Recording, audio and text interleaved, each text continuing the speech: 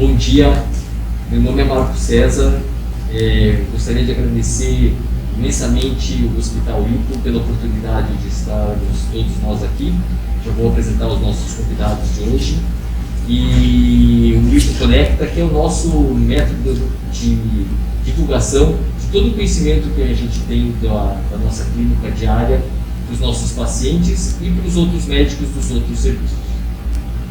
Então, eu queria inicialmente agradecer, antes de mais nada, novamente ao Hospital IPO, ao Hospital Marcelino e ao Hospital Universitário Cajuru, por ter dado essa oportunidade de a gente poder contar aqui com a doutora Sara Fagundes Grobe, que ela é preceptora do curso de Medicina na PUC Paraná, preceptora da residência de Cardiologia no Hospital Universitário Cajuru e o Hospital Marcelino Champagnat, e doutorando em Cardiologia no INCOR em São Paulo. Então, doutora Sara, muito bom dia, extremamente agradecido pela sua disponibilidade. Eu sei que a sua vida realmente é muito corrida, então queria agradecer imensamente a sua participação.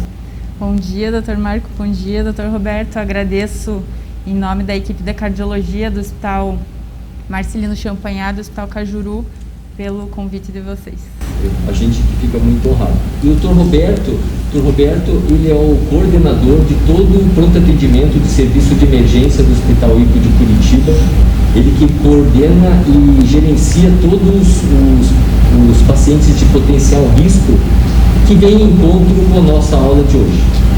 Então, Dr. Roberto, muito obrigado aí pelo seu trabalho que o senhor faz pela instituição diariamente. Realmente o senhor é uma pessoa extremamente importante para todos nós. Obrigado, bom dia a todos. Também quero agradecer ao hospital, ao Dr. Marco e a Sara pelo convite e por estar aqui com a gente, para a gente esclarecer essas dúvidas e falar um pouquinho sobre o tema de hoje. O tema de hoje é sobre sangramento nasal. A gente sabe que o sangramento nasal, na grande maioria das vezes, existe um dado estatístico que 6 em cada 10 pessoas no mundo inteiro, elas podem ter algum tipo de sangramento nasal em alguma fase da vida. Muitas vezes, sangramentos nasais, eles são muito benignos, ou seja, não precisa ter algum aporte médico para controle. Isso a gente vê muito em criança. Porém, o Hospital IPO é um hospital de referência na questão de sangramento nasal. A nossa preocupação, e aqui que entra principalmente a doutora Sara, é assim, quais seriam os problemas cardiológicos que todos nós deveríamos ter em mente em relação às possíveis causas de sangramento nasal. Então, doutora Sara, eu queria perguntar primeiramente assim, para a senhora, assim, quais são as doenças cardiológicas ou medicamentos que podem estar relacionados com o sangramento nasal que a gente atende aqui no pronto-socorro? Eu acho que nós temos 3 situações principais aqui relacionadas à parte cardíaca para discutir no contexto do sangramento nasal. A primeira delas é a hipertensão arterial sistêmica. A hipertensão é uma doença de alta prevalência no Brasil. Grande parte da população tem o diagnóstico de hipertensão arterial e se nós não tratarmos ela de maneira adequada, ela acaba evoluindo com complicações agudas e complicações crônicas. Essa é uma pergunta um pouco controversa em termos de será que a hipertensão causa realmente um sangramento nasal? Na literatura hoje a gente não tem essa resposta de maneira contundente e parece que o sangramento nasal não é causado pela hipertensão arterial. Mas o paciente hipertenso, ele tem maior predisposição a ter sangramento e quando tem, parece ser um pouco mais grave. Então, a gente sabe que o paciente hipertenso, ele é um vasculopata, ele tem alterações na parede das artérias e das veias, mas principalmente da parede arterial, em que ele perde um pouco a regulação das propriedades das artérias. E com isso, ele acaba predispondo a sangramentos. Então, nós temos alguns trabalhos que mostram que essa relação de causalidade entre hipertensão arterial e sangramento nasal provavelmente não existe, mas que a gente tenha uma chance maior de sangramento nessa população. Como conduzir um paciente, então, que chega hipertenso na emergência? Eu acho que esse faz parte do nosso dia a dia em pronto atendimento, né, em pronto-socorro. Aqui a gente vai precisar individualizar o paciente, individualizar os valores pressóricos e entender um pouco do que está acontecendo com o doente. Nós temos alguns conceitos de hipertensão na sala de emergência e eu acho que aqui é bastante importante a gente diferenciar o contexto da hipertensão. Quando o paciente chega hipertenso, nós precisamos diferenciar se ele está numa pseudocrise hipertensiva ou numa crise hipertensiva. O que é uma crise hipertensiva? É quando eu tenho uma pressão sistólica maior ou igual a 180 milímetros de mercúrio ou uma pressão diastólica maior ou igual a 120 milímetros de mercúrio. Esses pacientes, eles precisam ter a pressão arterial reduzida durante o atendimento médico. Eles não podem ir para casa com esses valores de pressão. E a pseudocrise hipertensiva, normalmente eu não chego a esses valores de hipertensão, mas o paciente chega com a pressão alterada na emergência. Só para exemplificar, um paciente com crise hipertensiva, ele pode ter dois cenários. Ele pode estar numa emergência hipertensiva, e aqui vou dar alguns exemplos só para ilustrar. É um paciente com infarto agudo do miocárdio, com AVC, que é o nosso conhecido como derrame, uma dissecção de aorta, um problema renal de maneira aguda causada pela hipertensão. Eu preciso, nesse momento, reduzir a pressão imediatamente, senão esse paciente pode evoluir a óbito. Veja, esse contexto não engloba sangramento nasal. Do outro lado, eu tenho um paciente em urgência hipertensiva. A urgência hipertensiva é uma pressão que está elevada, mas não está tendo lesão de órgão-alvo. Então, aqui o paciente pode chegar no pronto-socorro assintomático, ou seja, sem nenhum sintoma. Ele pode chegar com dor de cabeça, com dor na nuca, com uma sensação de calor e pode ter um sangramento nasal associado. Veja, provavelmente a pressão não causou o sangramento nasal, mas ele está dentro de um contexto de um paciente muito hipertenso. Nesse caso, eu preciso baixar a pressão do paciente, mas eu posso usar remédios via oral, comprimidos. Aqui a gente usa normalmente o captopril, posso repetir até 2 vezes a medicação, e se não resolver, a clonidina. Normalmente esse paciente tem a pressão controlada com essas medicações de maneira muito tranquila na emergência. Eu tenho 24 horas para normalizar a pressão arterial desse paciente, então eu também não preciso ter muita pressa para a pressão estar normal e esse paciente poder ir para casa. Tem um terceiro contexto, e esse eu acho que é o mais comum na relação com o sangramento nasal, que a gente chama de pseudocrise hipertensiva. O paciente chega hipertenso no hospital, mas não naqueles valores de 18/12, e muito dessa hipertensão foi causada por medo, por ansiedade, por ver que está saindo sangue, ele não está conseguindo controlar isso em casa e vai ter que ir até o hospital. Em alguns cenários, ele tem o que a gente chama de hipertensão do jaleco branco, ou seja, quando ele vê uma equipe médica, uma equipe de enfermagem, ele já fica muito nervoso e isso faz a pressão subir. Veja, nesses pacientes eu não preciso tratar a pressão arterial, eu devo tratar os sintomas de base, o que trouxeram esse paciente para o hospital. Eu acalmo o paciente, eu tiro a dor e normalmente isso faz com que a pressão reduza automaticamente. Então eu acho que esses são os 3 cenários de um paciente hipertenso que podem ou não ter relação com sangramento nasal. As 2 outras situações envolvem medicamentos. E aqui na parte da cardiologia, principalmente, a gente tem um grande volume de pacientes usando antiplaquetários e anticoagulantes. É bem descrito que sangramento nasal é um sintoma comum nesses pacientes. Em torno de 10% dessa população vai apresentar em algum momento sangramento nasal. Então a gente tem que saber tratar. Veja, no contexto dos antiagregantes plaquetários, e aqui eu aproveito para citar 2 deles porque são bem comuns na nossa prática, é o AS e o clopidogrel, normalmente são os 2 mais utilizados. A gente tem que imaginar e quantificar a magnitude do sangramento. Se eu tenho um sangramento discreto, se eu tenho um paciente estável, normalmente eu não vou precisar suspender essas medicações. Se eu tenho um paciente em choque, ou seja, está com a pressão muito baixa, tem um sangramento volumoso, eu preciso pensar em suspender esses medicamentos.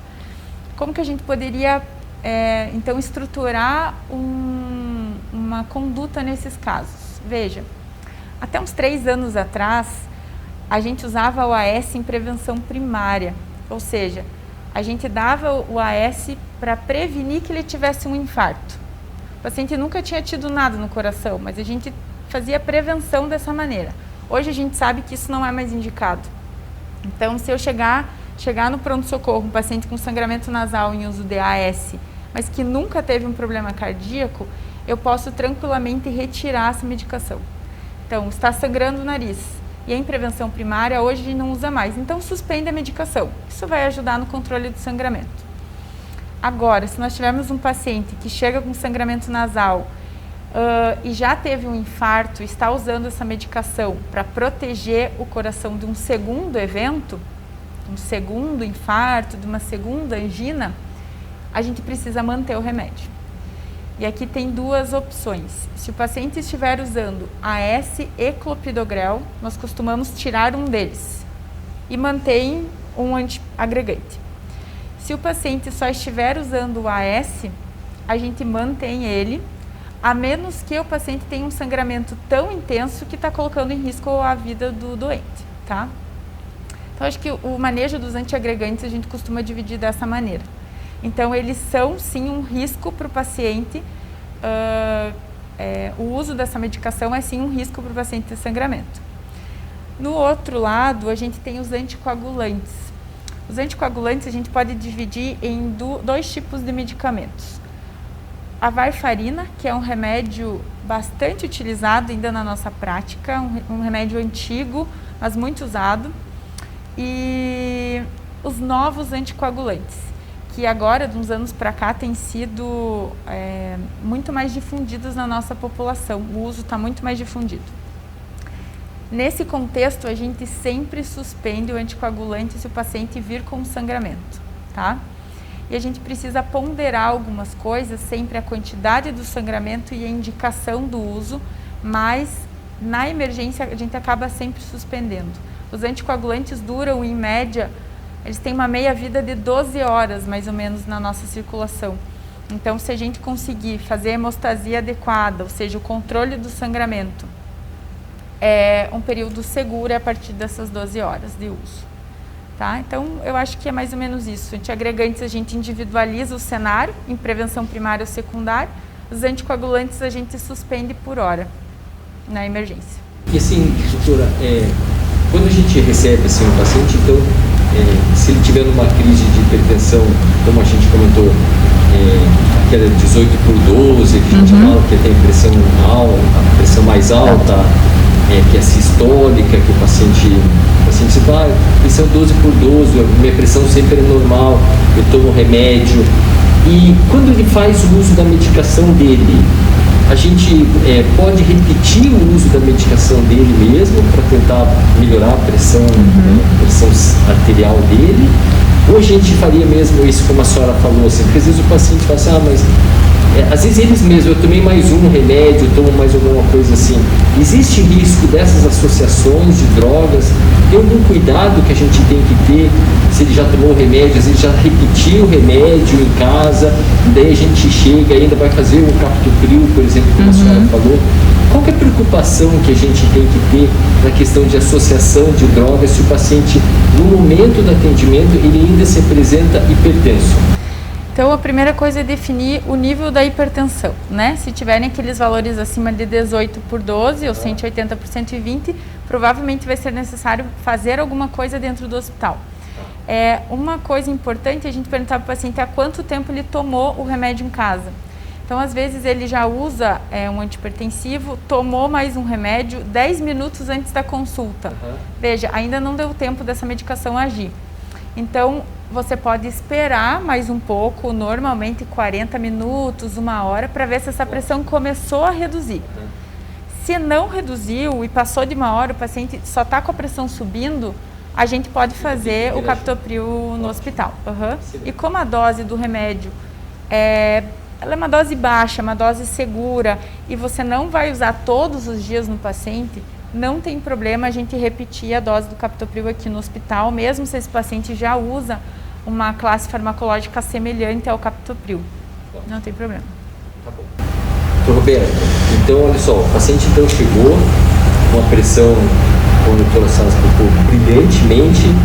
Agora a gente já fez uma medicação, a gente está no atendimento, a gente entende que normalmente o atendimento de sangramento nasal, ele é muito, algumas das vezes é muito caótico, porque que sempre vem muito familiar, sempre todo mundo vem muito preocupado e com toda a razão. Então, assim, ó, qual que seria um protocolo, uma sistematização de um paciente? O senhor levaria acesso venoso nesse paciente, se preocuparia com acesso venoso, ou seja, colocar soro no paciente, faria medicação, daí como a doutora Sara explicou corretamente, a gente faz tamponamento nasal, leva para centro cirúrgico, tem que esperar o jejum do paciente, tenta passar para a gente mais ou menos como que funciona esse fluxograma de atendimento, para se o paciente, que caso sofra um sangramento nasal ou está ouvindo isso em casa, ele já pode imaginar na cabeça dele como as coisas vão mais ou menos ocorrer.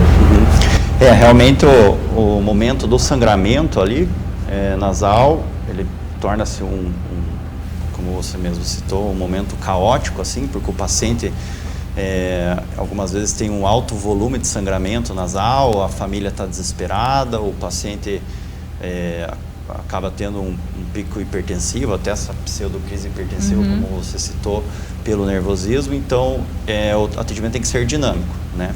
Então, o primeiro passo, a gente tem que fazer essa avaliação do paciente para controlar esse sangramento.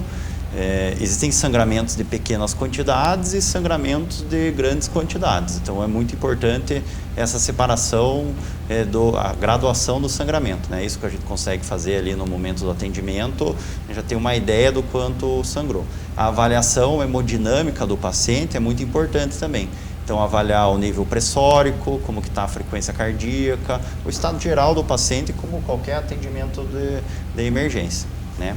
Claro que sangramentos pequenos, que são a grande maioria dos sangramentos, a gente consegue controlar ali no consultório, às vezes com uma aspiração do coágulo, identificar o sangramento, realizar até uma cauterização de algum ponto sangrante, feito ali mesmo no consultório, e a gente resolve esse problema na grande maioria das vezes. Já naqueles sangramentos de grande quantidade, em que o paciente tem um comprometimento hemodinâmico, aí a abordagem tem que ser diferente, né? Então, esse paciente precisa, algumas vezes, fazer uma recuperação volêmica, ele precisa de um acesso mais calibroso, fazer infusão do soro fisiológico para ter um controle da pressão, se a pressão caiu devido ao sangramento.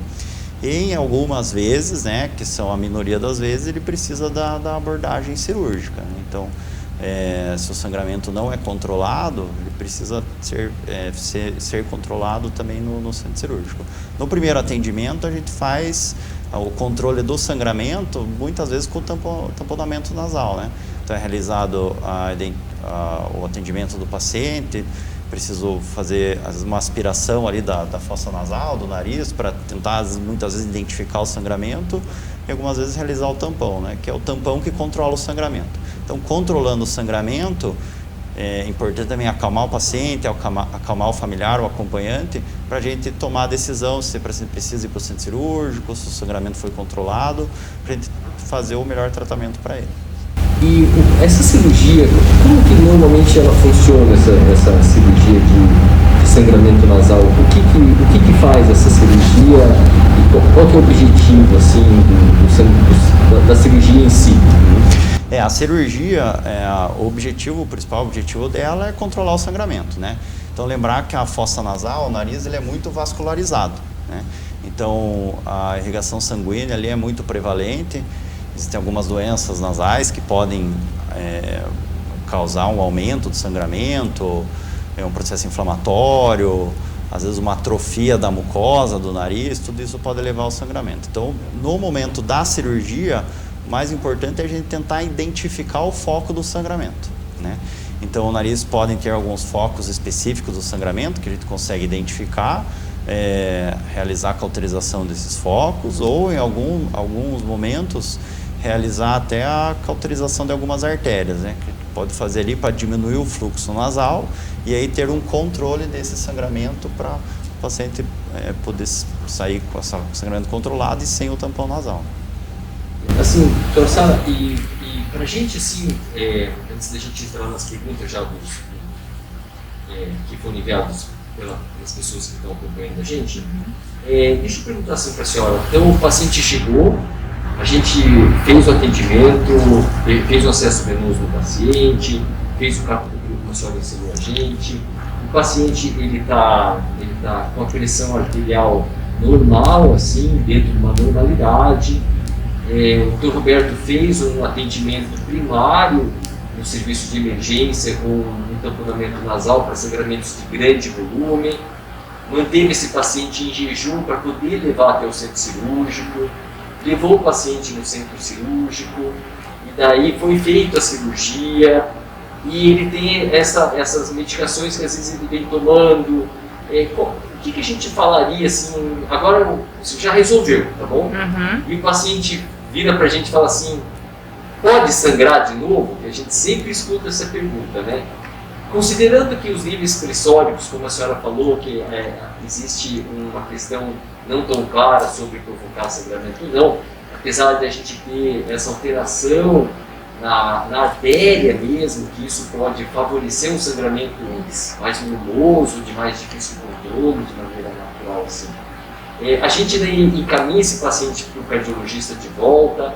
A senhora acha que precisa encaminhar de volta? Pode falar para o paciente, não, está tudo certo, pode voltar para casa. O que a gente faria assim? Qual que seria a orientação da senhora? Eu acho importante o retorno e o segmento com o cardiologista, até para a gente entender se os valores pressóricos desse paciente estão controlados em domicílio. Porque a gente não sabe se foi só naquele evento, na admissão do hospital, que a pressão estava alta, ou se ele realmente está ficando mais hipertenso de maneira descontrolada em casa.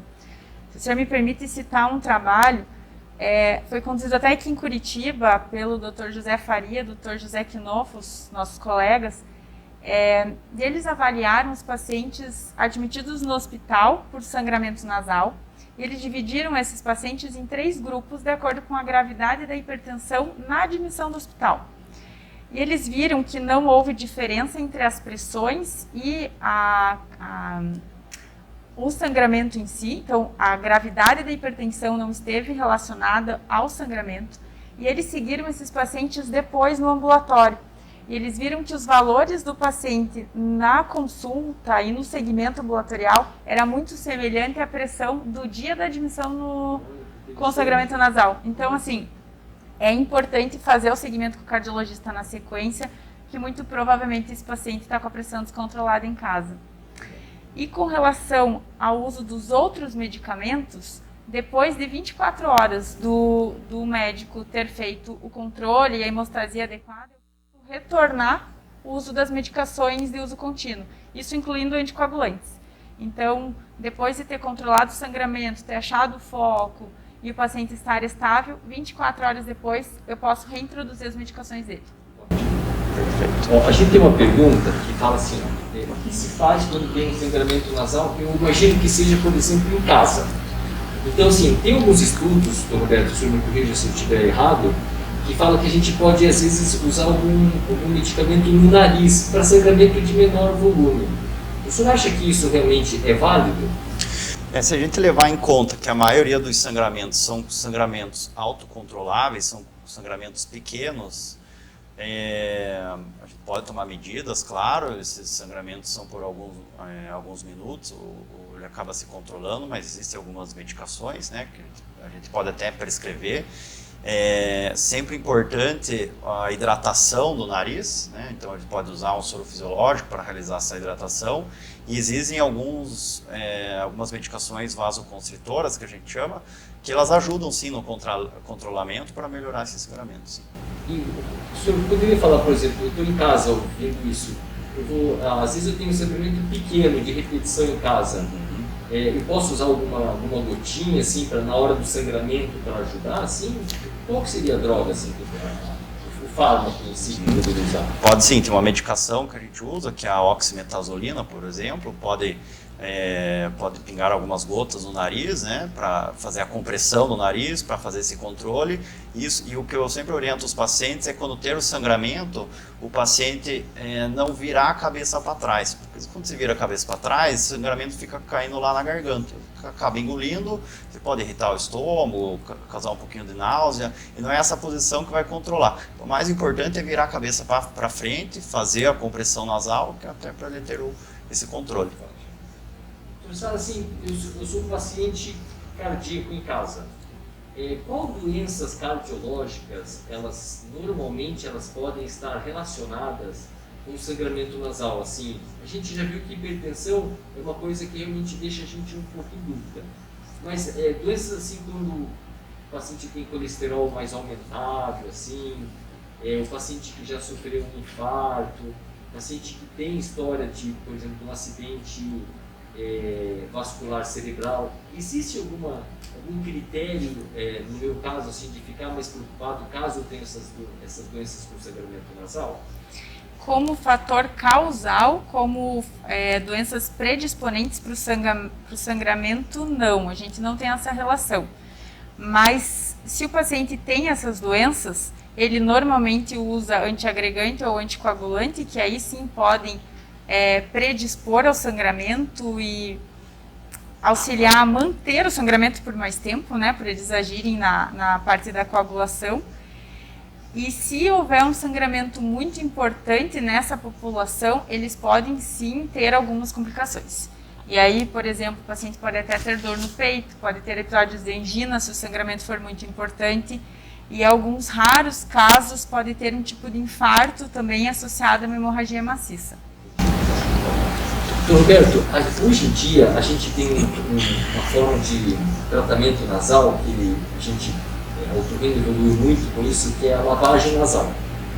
Então assim, tem rinite, lava nariz, tem sinusite, lava nariz, tudo agora é lava nariz. E a gente percebe que as lavagens nasais, elas em grande volume, não de spray nasal, mas as lavagens nasais de grande volume, com aquele lota, ou com seringa mesmo, ou com bisnaga que você acaba apertando para fazer lavagem nasal. Isso pode causar sangramento nasal, pode levar doença no nariz, assim, é seguro fazer isso? A lavagem nasal é muito importante, né? Então a gente sabe, cada dia que passa, a importância da lavagem nasal. Essa realização da lavagem também ela pode ser importante quando a gente quer levar alguns fármacos para a fossa nasal, né, para fazer algum tipo de tratamento. Mas falando especificamente da lavagem nasal com o soro fisiológico, a lavagem, o mais importante é fazer uma lavagem em grande volume, não é pressão. Isso que a gente sempre orienta os pacientes. Não é para estilar, por exemplo, com a seringa, com força, que não pode machucar o nariz, a própria ponta da seringa pode machucar, entrar no nariz e causar o sangramento, né? Então não é isso que a gente quer.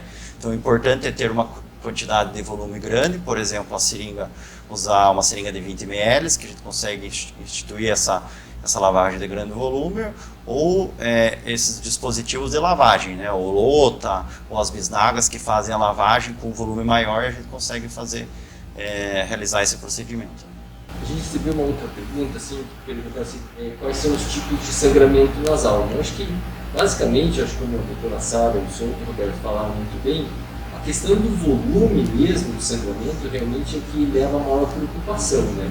É lógico que criança normalmente sangra muito o nariz, porque a criança coloca muito o dedo no nariz, junta muita casca no nariz, tem esse trauma digital, e isso acaba levando a sangramento nasal, né? Eu acho que esses sangramentos são sangramentos mais, digamos assim, mais benignos, que eu acho que as mães não precisariam, assim, ficar tão preocupadas, a não ser que isso seja de um grande volume. Sim. É lógico, como o senhor falou muito bem, que às vezes fazer alguma cauterização, assim, isso é importante. Então, assim, para a gente estar assistindo, quando que a gente poderia se preocupar nesses sangramentos que são de rotina? Em vir procurar um médico otorrinolaringologista? Então, o sangramento, como a gente conversou ali no começo, a maioria dos sangramentos são sangramentos de pouca quantidade, pouco volume. É claro que para o paciente, ou às vezes uma criança pequena ali, para os pais, qualquer sangramento para o paciente pode ser um sangramento de grande quantidade, porque não é um sintoma comum, assim, né, que a gente está acostumado, um sinal clínico. E então, para o paciente, geralmente ele fala para nós que é um sangramento de grande quantidade. Mas a maioria das vezes é um sangramento de pequena quantidade, que vai durar menos do que 5 minutos, autolimitado. Isso, são sangramentos mais anteriores que acabam resolvendo em casa. Mas só no trajeto de chegar no hospital, o sangramento já resolveu. diferente daqueles sangramentos de muita quantidade, né, onde sai sangue para frente do nariz, sai sangue lá para o fundo da garganta, que pode levar ao comprometimento hemodinâmico, né. Então, é sempre importante procurar um atendimento médico para fazer uma anamnese, fazer uma avaliação correta, para fazer um tratamento correto e até tranquilizar o paciente e os pais sobre o sangramento. E lembrando que existem outras doenças, né, como a gente já de gancho nessa pergunta, existem tumores que causam sangramento nasais de grande volume, né, e isso realmente, acho que independente acho que não deve caber responsabilidade dos pais em relação a julgar se sangramento é importante ou não é importante. E nem dos filhos em relação aos pais e aos avós, em relação a esse está sangrando porque está com a pressão alta. Então, acho que esses conceitos, acho que a gente tem que trazer sempre para o médico, né? Entender que sangramento nasal, ele realmente pode ser um sinal precoce de doenças muito, muito importantes, né? Ah, mas a hipertensão arterial pode não ter relação com o sangramento nasal. Então, a senhora está hipertensa, mas fique tranquila que está tudo bem. Não é essa a mensagem, né? A mensagem é assim, tem sangramento nasal, tem pressão alta, né? Hoje a gente tem serviços de cardiologia sensacionais na cidade, né? O serviço da doutora Sara é um dos serviços mais respeitados que a gente tem na cidade. Então, assim, do Hospital Marcelino, junto com o Hospital Universitário Cajuru, pela Universidade Católica do Paraná, então são serviços de grande respaldo, né? Mesmo no Hospital Ipo, com o Dr. Roberto na coordenação. Então, esse tipo de situações eu acho que tem que realmente trazer para a clínica médica da gente avaliar. A senhora não acha, doutora? Concordo plenamente. Não cabe ao paciente, a gente não pode transferir a responsabilidade disso para o paciente. Isso é a nossa responsabilidade, o nosso conduzir o paciente da maneira correta, tratar ele de maneira individualizada na emergência e garantir que ele vai fazer um segmento ambulatorial na sequência para garantir que isso não volte. Então, assim, eu acho que uma das últimas perguntas que a gente tem aqui, que é uma pergunta de quem joga bola, Roberto. Deixa eu perguntar para o senhor. Então, eu estou lá jogando bola e levo uma cotovelada no nariz, quebro o nariz começa a sangrar o nariz. A gente sabe que o brasileiro adora futebol, esporte muito de contato, acontece muito aqui no hospital, como o senhor sabe. Assim, qual a orientação que eu daria para o paciente? Joga água quente, joga gelo, não faz nada, aperta o nariz, quebra o nariz de volta, o que eu faço? Se eu estou jogando bola e quebro o nariz, ele começa a sangrar o nariz. Então, o trauma nasal é realmente muito frequente, né? Principalmente em partida de futebol, criança pequena. Então, quando acontece o trauma, lembrar que o nariz ele é muito vascularizado, né? Então a região do septo nasal, principalmente a parte anterior do nariz ali, tem muitos vasos, e quando acontece esse trauma nasal, esses vasos acabam se rompendo, a própria mucosa ali do nariz acaba se rompendo e pode fazer o sangramento. Geralmente esse sangramento é autolimitado, né? Então no momento, quais são as medidas que a gente pode fazer? Então é importante manter a calma, né? Para ter esse controle, abaixar a cabeça para frente, como eu falei, não colocar a cabeça para trás, senão você acaba engolindo bastante sangue, isso acaba prejudicando. Pode colocar uma compressa de gelo no nariz, isso ajuda também. Fazer uma vasoconstrição ali dos vasos para que não aumente esse sangramento. E uma compressão leve, claro que na hora do trauma o nariz pode estar doendo, né? Então fazer uma compressão leve, pode fazer com a mão mesmo no nariz, para que esse controle seja feito na hora, e sempre procurar o atendimento médico, né? Isso que a doutora Sara falou, não é transferir a responsabilidade para o paciente, é nossa responsabilidade tratar, fazer o diagnóstico certo e orientar o paciente do tratamento. Perfeito. Doutora Sara, chegou uma outra pergunta, assim, o paciente cardíaco que ele fez uma cirurgia de veia do coração, a gente chama às vezes que é ponte safena, né? Por exemplo. E toma muitos remédios e tem sangramento nasal. Olha que pergunta difícil. Deve interromper o medicamento, né? O uso de medicamento. Então, olha a situação que eu coloco a senhora. O paciente fez uma cirurgia cardíaca, então ele está tomando medicações. Eu acho que deve ter dentro dessas medicações, eu não sei se ela pode explicar, talvez esses antiagregantes ou anticoagulantes. e o paciente começa com sangramento nasal de repetição. E daí? Eu simplesmente posso parar a medicação e está tudo certo? É só isso que eu preciso fazer? Então, obrigada pela pergunta. Com certeza, esse cenário é do nosso dia a dia e a resposta é não deve interromper a medicação. Pensando que o paciente já fez revascularização miocárdica, ou seja, já colocou ponte de safena, eu entendo que esse paciente está em prevenção secundária de eventos cardiovasculares, ou seja, eu não quero que esse paciente tenha um novo infarto, uma nova obstrução nas artérias do coração. Os antiagregantes plaquetários nesse cenário, eles previnem novos eventos, então eles são extremamente necessários.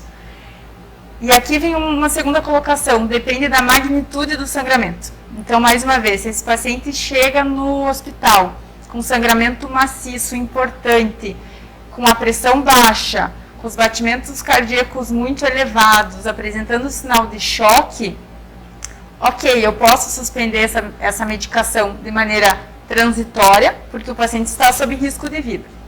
Como esse cenário é muito raro, ele é muito difícil de acontecer, o sangramento nasal recorrente mais autolimitado, ou seja, sangra um pouquinho em casa, mas eu consigo estancar e resolve. Ou fui uma vez na emergência, rapidamente o sangramento foi resolvido. Nesses casos, não, a gente não suspende. Normalmente, os pacientes que fazem cirurgia de revascularização estão usando o AS.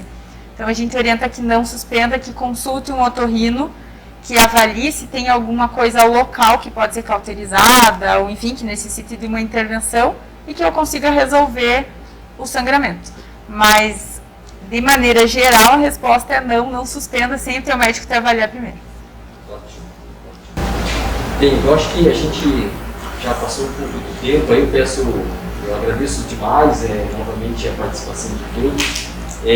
Doutora Sara, nossa, a gente está extremamente emocionado assim, e orgulhoso da senhora estar aqui, representando a Universidade Católica do Paraná, o Hospital Universitário Cajuru, o Hospital Marcelino Champagnat, que são instituições assim, extremamente nobres na cidade. Então, o papel de vocês é extremamente importante para a saúde cardíaca de todos nós, porque a longevidade da gente vai passando e com certeza todos nós vamos acabar precisando de um serviço de referência, do qual a senhora faz parte. Então, eu gostaria de agradecer demais, assim, que a senhora é extremamente ocupada, mas assim, para a gente foi muito legal ter a senhora aqui. Então, muitíssimo obrigado, viu? Eu que agradeço mais uma vez em nome do nosso serviço. Agradeço o hospital, agradeço ao Dr. Roberto, Dr. Marco pela receptividade.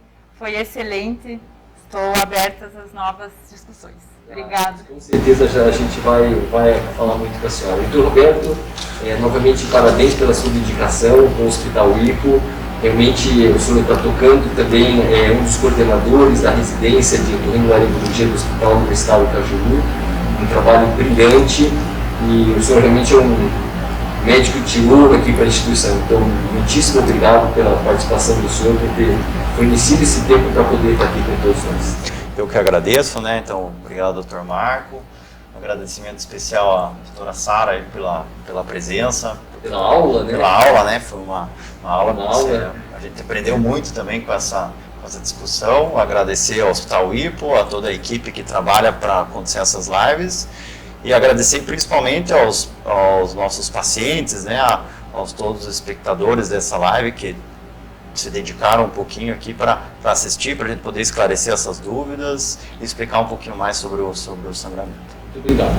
Então, a live completa ela fica disponível no canal do YouTube, do IPO Conecta.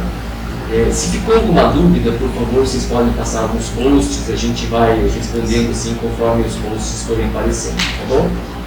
A gente tem essas outras mídias do hospital, tanto do Instagram quanto do Facebook, onde vocês também podem tirar as dúvidas, todas relacionadas, não só ao sangramento nasal, mas todas as doenças relacionadas à otorrinolaringologia.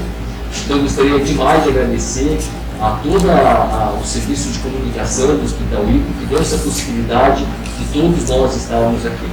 Então, sigam a gente nas redes sociais,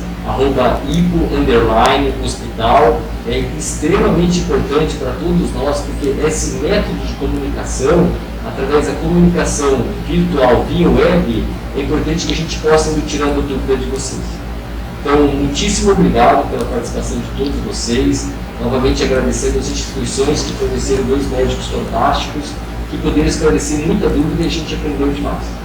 Então, um ótimo dia para vocês, um ótimo final de semana e muitíssimo obrigado ao Hospital IPO.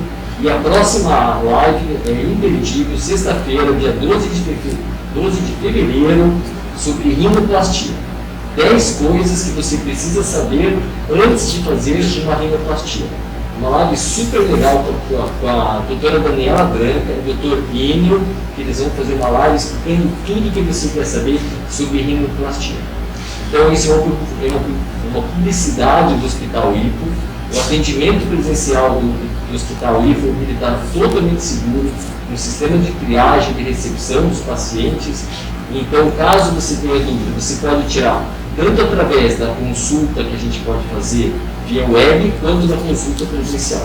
E o hospital segue todos os critérios de segurança, assim como o Hospital Universitário Cajuru, assim como o Hospital Marcelino, e o atendimento tanto da cardiologia no Hospital Marcelino no Cajuru, como no Hospital IPO, sempre 24 horas, 7 dias na semana, estamos sempre trabalhando por todos vocês. E lembrando que o Hospital IPO ainda tem várias unidades por toda a cidade, onde leva toda essa preparação do corpo clínico sempre mais próximo de vocês.